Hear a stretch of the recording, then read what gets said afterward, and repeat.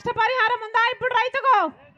ఏం చెప్పాడు? ఇలాగే 5 సంవత్సరాల కింద మైకు పట్టుకొని జగన్మోహన్ రెడ్డి గారు చెప్పిన మాట, నేను 3000 కోట్లతో ఒక ధర స్థిరీకరణ నిధి ఏర్పాటు చేస్తాను, ప్రతి సంవత్సరము రైతన్న వాడు నష్టానికి అమ్ముకునే అవసరమే లేకుండా మంచి మద్దతు ధర ఇస్తానని అన్నాడే జగన్మోహన్ రెడ్డి గారు. ఒక్క సంవత్సరమైనా రైతుల కోసం 3000 కోట్లు పక్కన పెట్టాడన్నా జగన్మోహన్ రెడ్డి గారు. ఒక్క సంవత్సరమైనా మద్దతు ధర వచ్చిందా? ఇలాగే మైకు పెట్టుకొని చెప్పాడు జగన్మోహన్ రెడ్డి గారు, నేను 4000 కోట్లతో పంట నష్టపోతే ఒక నిధి ఏర్పాటు చేస్తాను, రైతన్న వాడు పంట నష్టపోకుండా ప్రతి సంవత్సరము 4000 కోట్లు పక్కన పెడతానన్నాడు. పెట్టాడా? ఒక్క సంవత్సరమైనా 4000 కోట్లు పంట నష్టపోతే పక్కన పెట్టాడా? మరి వీళ్ళ రాజశేఖర రెడ్డి గారి వారసులు? వీళ్ళు కాదన్నా రాజశేఖర రెడ్డి గారి వారసులు. రాజశేఖర రెడ్డి గారు బిడ్డలను ఎలా చూసుకున్నాడు?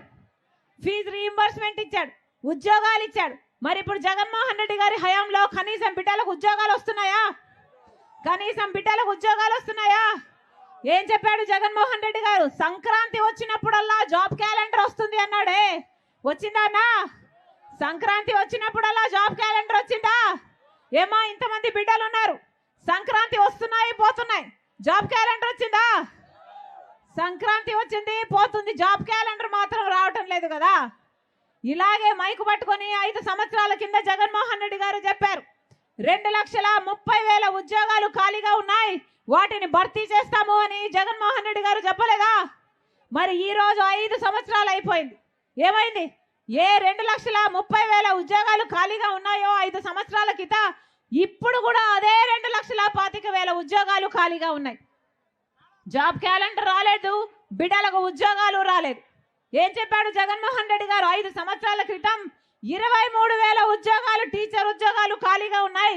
సిగ్గులేదా చంద్రబాబు? 7,000కే ఎందుకు నోటిఫికేషన్లు ఇస్తున్నామని ఆ రోజు తిట్టిపోశాడు జగన్మోహన్ రెడ్డి గారు. మరి జగన్మోహన్ రెడ్డి గారు ముఖ్యమంత్రి అయ్యారు కదా, 5 సంవత్సరాలు 23,000 ఉద్యోగాలు 5 సంవత్సరాలలో ఏ రోజు ఇచ్చిండకూడదు? ఒక్కసారైనా ఇచ్చాడా? ఇవ్వలేదు. మెగా డిఎస్సి 23,000తో ఉద్యోగాలు ఇస్తానన్న జగన్మోహన్ రెడ్డి గారు ఈ రోజుకి ఎలక్షన్లు 2 నెలలు ఉన్నాయనగా ఇప్పుడు ఒక దగా డిఎస్సి 6,000కు నోటిఫికేషన్లు ఇచ్చాడు. ఏది 5 సంవత్సరాల తర్వాత ఇన్ని సంవత్సరాలు ఏం చేశారన్నా? ఎలక్షన్లకు 2 నెలలు ముందు ఉన్నాం కనుక నోటిఫికేషన్ ఇస్తే ఈ పరీక్షలు ఎప్పుడు జరగాలి, వీళ్ళకు ఉద్యోగాలు ఎప్పుడు రావాలి, ఇది అయ్యేదా సచ్చేదా? 5 సంవత్సరాలలో ఎప్పుడు ఇచ్చిండకూడదు ఉద్యోగాలు? కనీసం కుంభకర్ణుడైనా 6 నెలలు నిద్రపోతాడు, 6 నెలలు పనిచేస్తాడే. మరి జగన్మోహన్ రెడ్డి గారు ఏం చేశారు? 5 సంవత్సరాలు నిద్రపోయారు, ఇప్పుడు నిద్ర లేశారు, ఇప్పుడు నోటిఫికేషన్లు ఇచ్చాడు, ఇప్పుడు సిద్ధమని ఇప్పుడు బయలుదేరారు. దేనికి సిద్ధం? దేనికి సిద్ధం అన్నా? మళ్ళా 8,000 కోట్ల అప్పు తెచ్చి ప్రజల నెత్తి మీద పెట్టడానికి సిద్ధమా? మళ్ళా బీజేపీ పార్టీతో అక్రమ పొత్తు పెట్టుకోవడానికి సిద్ధమా? మళ్ళా బీజేపీకి మనం స్పెషల్ స్టేటస్, రాజధాని ఇలాంటి తాకట్టు పెట్టడానికి సిద్ధమా?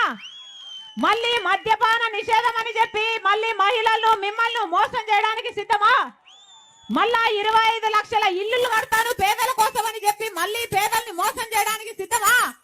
దేనికన్నా సిద్ధం వీళ్ళు? మళ్ళీ మీ నెత్తిన ట్రోఫీ పెట్టడానికి సిద్ధం, మళ్ళీ మీ చేతిలో చిప్ అయ్యడానికి సిద్ధం.